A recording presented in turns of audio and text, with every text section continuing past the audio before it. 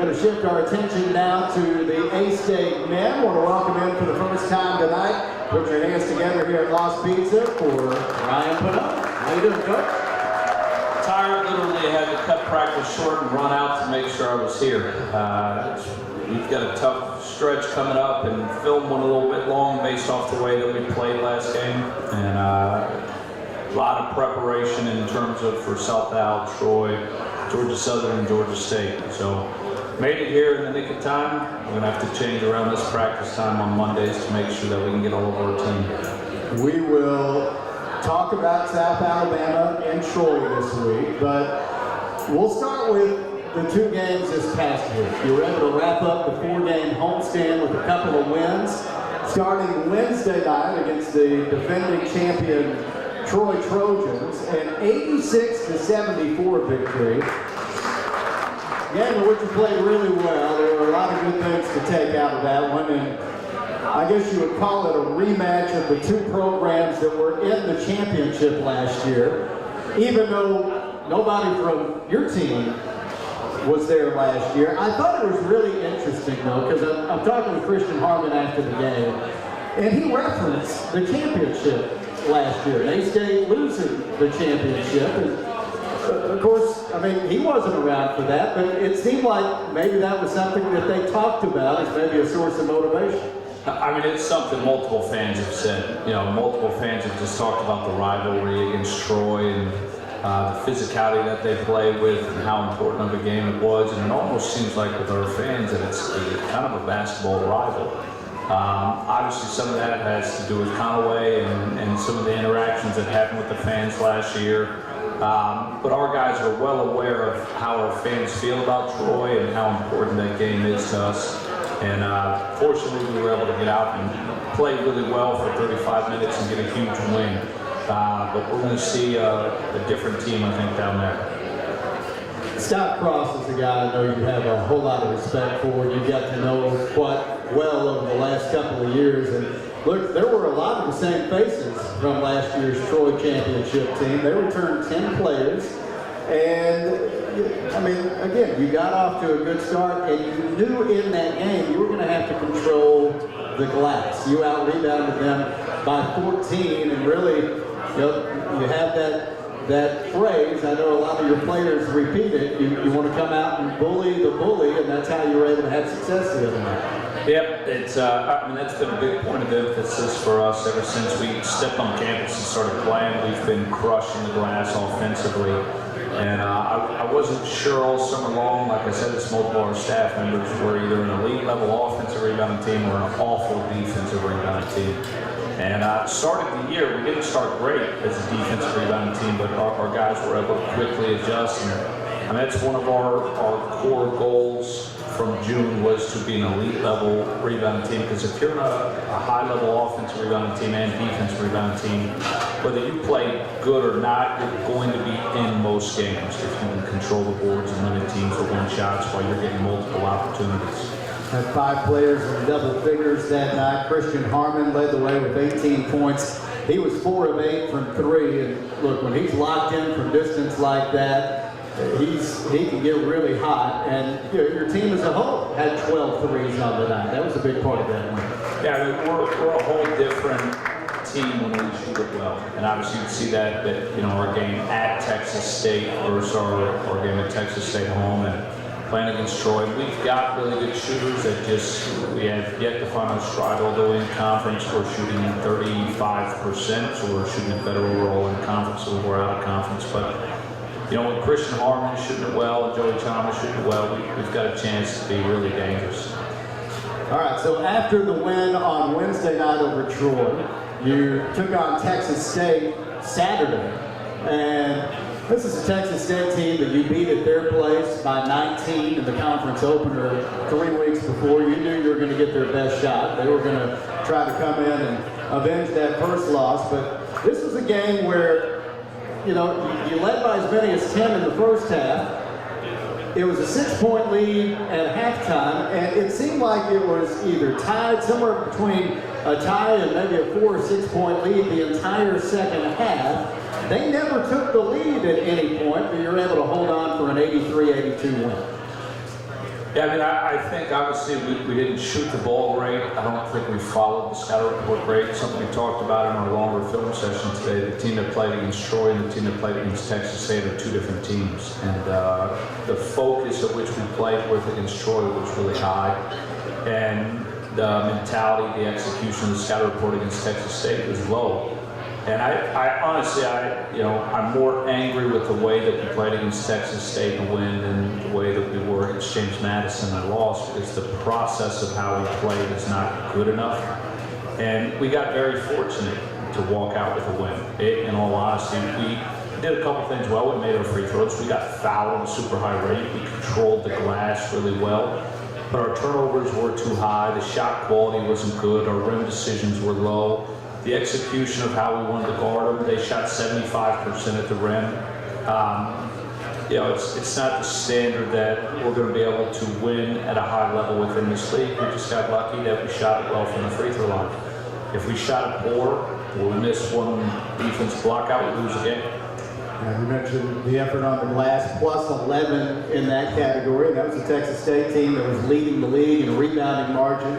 You were plus 16 on the glass at their play. So again, you were able to show some physicality on the glass. And yeah, you mentioned the free throw stat, 25 of 32 from the foul line. Ken Stewart's here. He wants to know, did the Texas State game create a stronger resolve to play better? I mean, hopefully it created a stronger result to play smarter. The issue in the game was we showed multiple clips, definitely with our effort, but I think our team, and we talk about it a lot of times, the Achilles of our team is consistency. And champions behave like champions before they become champions. And you can't pick and choose when you're going to play hard, when you're going to play focused, when you're going to play the right way, when you get execute the system, when you're not. I think our team has shown when we are playing the way that we are expected to play, we're a very good team. And conversely, when we come out unfocused and we don't play the right way and we give up easy buckets in transition and we allow them to just consistently drive us and play with that activity, we're a solid team. And I think for what we want to accomplish, our guys have got to understand is the teams that are great teams. You take our women's team, they're great because they're great all the time. It's not one game they're on, another game they're off, one game they're on, another game they're off. They are consistently good. They consistently give effort. They consistently play with force. And when they show up to dominate their opponent. They are there to kick the crap out of them. Sometimes our guys show up with that mentality and we're really good, and other times we're happy to be there. We're just going to show up and play a basketball game and have a nice post-game meal and maybe live, go hang out with our friends after. And it's the mentality and intention within each individual possession that it takes to be great is where we have to become consistent. Even within the Troy game, 35 minutes, we were fantastic. The last 5 minutes, we gave up 23 points in the last 5 minutes. We gave up 51 points in the first 35 minutes. So that's where we've got to continue to grow with consistency level. We're going to get an opportunity to do it on this road trip. All right, we're about to take a break here, and when we come back, we're going to visit with Chandler Jackson. He had a big night the other night, 16 points, 4 assists, 3 steals in the win over Texas State. But what's he meant to your program this season? I mean, Chandler's been everything. He's a guy that just, if you watch him play, he plays with the right intention. And in games that we need him to get 10 assists, he's going to get 10 assists. Games that we need him to rebound, he's going to find 10 rebounds. Games that he's got to score, he's going to score. And with Chandler, it's as much of getting him to understand. I think everyone and all of our fans, what our people can see is what he's capable of every night. And he can dominate the game in a multitude of ways. And it's him continuing to understand that when he steps on that floor, he's got to play to kill. And when he does that, we're really good. He's an engine for us because he picks up the pace, the tempo, he gets everyone involved. And there's no one on our team that doesn't enjoy playing with him. And so when you got a guy that we're getting him to play with joy and confidence, and his joy and confidence begins to spread to his teammates, that's what makes us dangerous. All right, we're going to let you get something to eat. We'll talk about South Alabama and Troy a little bit later on, but when we come back, we'll be joined by Chandler Jackson. Stay tuned for that visit. Right after this is Arkansas State basketball on the EAB Red Bull Sports Network from Learfield, presented by Arkansas Wolves, presented by Greenway equipment for just a few more minutes. We're rejoined now by Coach Pannone as it's time to look ahead to this week. This opponent preview sponsored by Arkansas Blue Cross and Blue Shield, official health insurer for A-State Athletics. Take good care, Arkansas. The Alabama Road Swing this week. The Red Wolves will be in Mobile coming up on Thursday night, taking on the Jaguars. Tip-off at 7 o'clock. And this is a South Alabama team that handed Georgia Southern their first conference loss back on Saturday. What impresses you about what you've seen from them? I mean, South Al plays the most unique way in the league. Their 2-3 zone isn't a traditional 2-3 zone. They sell out on protecting the rim and the paint, so they give up the fewest 2-point shots in the entire country of college basketball. Teams get inside the paint to shoot twos on them, the fewest in the country, and they give up the most threes in the country. And their whole game plan is essentially that you can't make 23s to beat them. And for the teams that do, out of 31 games, they're going to find a way to win 20, 25 games a year because it ain't going to happen 11 times out of the year. And if you make 23s, they tip their hat to you. They make it extremely difficult to get the ball into the paint. They're one of the highest teams in the country in terms of forcing turnovers. So to really figure out how to score against their zone is a little bit unique. Most people just think, it's a 2-3 zone. It's not. I mean, they literally sell out. And teams are taking 65% of their field goal attempts as threes against them. And because of the way they play their zone, they don't foul. And so it's going to be a unique matchup for us in terms of a lot of prep. Obviously, there's some things that we've got to do well to be able to attack their zone and find some of the cracks within it. And play at the pace that we want to play at with the force on the offensive glass to be in position. But they're the most, we talked about with our guys today, like they're the most unique team that will play in the league. And then you'll go from there to Troy and take on the Trojans for the second time in a 10-day span, Saturday at 3:30. It's going to be a totally different game. I mean, obviously them being at home, us now being on the road, the energy, confidence that they're going to play with, and obviously the in-game adjustments that Scott Cross is going to make. It's going to be a great test for us, right? We're getting an opportunity to play against some of the top teams in the league in this 4-game road stretch, so we get an opportunity to see where we are from a pride standpoint, an opportunity to compete against these programs and put us in position, hopefully, to continue to move up the ladder.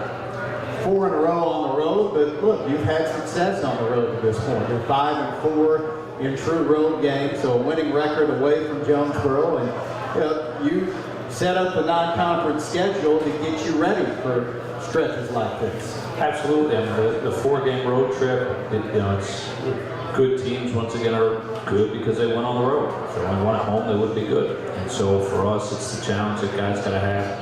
You got to wipe that mindset, I think, of you're on the road. Like you're playing in a gym in basketball. There's a hoop, there's lines, referees, ball jumps in there. You're either a player or you're not. You're either good or you ain't. All right. We're about to get out of here. We just got a couple of minutes left, but we do want to go rapid fire. We got some questions to get to before we get out of here this evening. Gerald Patterson says, how do you determine the defensive plans in games like South Alabama and Troy? So each coach is assigned specific scouts, and then they meet with our defensive coach, Dean Cooper, and they go over the game plan on how we're going to guard the opponent, and then we meet as a staff to talk through it. And so there's a little bit of a process for each game within that. All right. Marvin wants to know, how do we defend better? How do you try to limit the easy layups? Yeah, great question. Show them lots of film and make them do sprints. We've got to follow the game plan. And that's it. I don't think we did a good job once again executing our game plan of keeping them out of the paint. And the resistance that we gave them was a little bit too easy, but we've got to be able to defend and contain the ball better. And that's going to be a big part of the South Alabama game because they've got a really good guard that can crack that paint and make great decisions for spray out threes and dump offs. Alan Young is here. He wants to know, how do you determine what practice is going to be like following a game? We try to mix in a good blend of traditional shooting and cutting, and it depends how many days of practice we have in between. So today we started game planning for South Owl, trying to clean up some things that we didn't do well against Texas State. The majority of the film was on Texas State, but they play so unique that we're game planning usually early. Traditionally, what we would do is spend this day on us. What do we have to get better at? Spend the next 2 days on the opponent. But with the way that they play, it's unique. We've got to spend a little bit more time on it. Regina wants to know, is Joey's leg at 100% yet? His leg and his face aren't at 100%. That guy's ugly. Benjamin wants to know, how can you balance individual player development with team goals? I mean, if you're, once again, we try to talk about it all the time. Good players are good players because they win. All right, at the end of the day, there's no great player that didn't win. Like, we don't talk about the guys that scored 25 a night on bad teams. That's not a great player. He's a good scorer. He's a good individual player. But great players are players that can elevate everyone around them and can figure out how to impact winning. And so when you talk about players' individual goals, every player, if you're trying to reach the pinnacle of your profession, you're trying to be the best player you can be, it's centered around winning. And each team that you join, it's like we try to explain to our guys. Anthony Goods, who's on our staff, played at Stanford. He played 11 years professionally. Within that 11 years, he played for over 20 coaches. Each coach is going to expect something different out of you. Their system's going to be different, the way they defend a ball screen, their offensive system, where they help from, what they're looking for. You have to be able to play in any system, in any situation, and figure out how to impact winning. That's what great players do. And coaches get fired by not having players that impact winning. If you just try and score 20 points a game, you don't impact winning, I'm going to get fired. That's the reality. So when you're talking about your individual goals and your future, we try to explain to what does every coach need? Every coach needs a winner. All right, like the best compliment I can give you when someone calls, he's a winner. Yeah, but what does that mean, and how do you break it down, and how do you implement that within the game? And that's why we spend so much time talking about leverage. It's like, how do you impact winning? We don't care how many points you score, none of that. Are we better with you on the floor, yes or no? And that's what we try to drive and hit home with them. And everyone is looking for players off winning teams. And last question before we get out of here, man. Will Hoyt is here, and he wants to know, Coach, what experiences in your time as a coach in the NBA or other pro leagues have helped the most in the transition to a Division I head coach? I mean, I think in the current state of college basketball, being a G League head coach, for 3 years I had an entire different roster every year. And you have to figure out how to mesh an entire new team together and to play for each other and to value winning and to value what goes into winning. And I think my first year in the G League is the first year I've ever lost. It's the only year I've ever failed. And it hit home what I already knew. You can't build culture with bad people. I didn't have people in that first year in the G League. I had a bunch of rookies, which is like trying to win with a bunch of freshmen. You can't really do that in college basketball. You can't win with rookies at the pro level. But more importantly, I didn't have people that loved the game, and I didn't have people that had a drive for being a great person. And so when I finished that year, I told myself I'll never go through that again. And the priority, I didn't have a hand in building that team, but in every other hand was to recruit good people. And so when we were building this roster, that was a big thing. We had to recruit good people because good people want to do what's right and are going to figure out, if they love the game, how to do those things. And so that experience in the G League, 100%. It seems like this team just really likes being around each other. You had a 9-day road trip not that long ago, and you guys weren't sick of each other at the end of it. No, I mean, this should be the most fun of your life, right? I try to explain to these guys, like, you're never getting the Shearers back. You're never going to be in the same room with all these